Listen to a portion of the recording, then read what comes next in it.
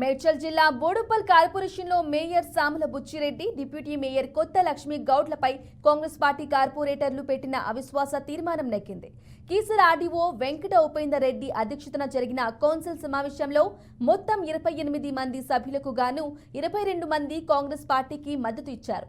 మిగిలిన సభ్యులు హాజరు కాలేదు. ఈ సందర్భంగా మేడ్చల్ కాంగ్రెస్ పార్టీ ఇన్ఛార్జ్ తోటకూరు వజ్రేష్ యాదవ్, మాజీ ఎమ్మెల్యే మలిపెద్ది సుధీర్ రెడ్డిలు స్పందించారు.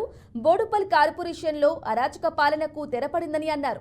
తెలంగాణ ముఖ్యమంత్రి రేవంత్ రెడ్డి నేతృత్వంలోని కాంగ్రెస్ సర్కారు అభివృద్ధి కోసం పక్కా ప్రణాళికతో ముందుకు సాగుతోందని అన్నారు. కాగా నూతన మేయర్గా కాంగ్రెస్ పార్టీ కార్పొరేటర్ తోటకూరు అజయ్ యాదవ్ను తమ మేయర్ అభ్యర్థిగా కాంగ్రెస్ పార్టీ ప్రకటించింది. డిప్యూటీ మేయర్ పేరు త్వరలోనే ప్రకటించనున్నారు. మరి ప్రజలు సహకరించాలి.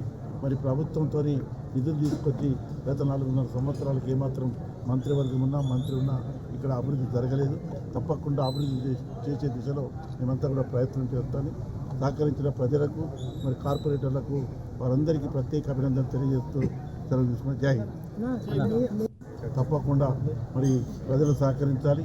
మరి ప్రభుత్వంతో నిధులు తీసుకొచ్చి గత 4.5 సంవత్సరాలకు ఏమాత్రం మంత్రివర్గం ఉన్నా, మంత్రి ఉన్నా ఇక్కడ అభివృద్ధి జరగలేదు.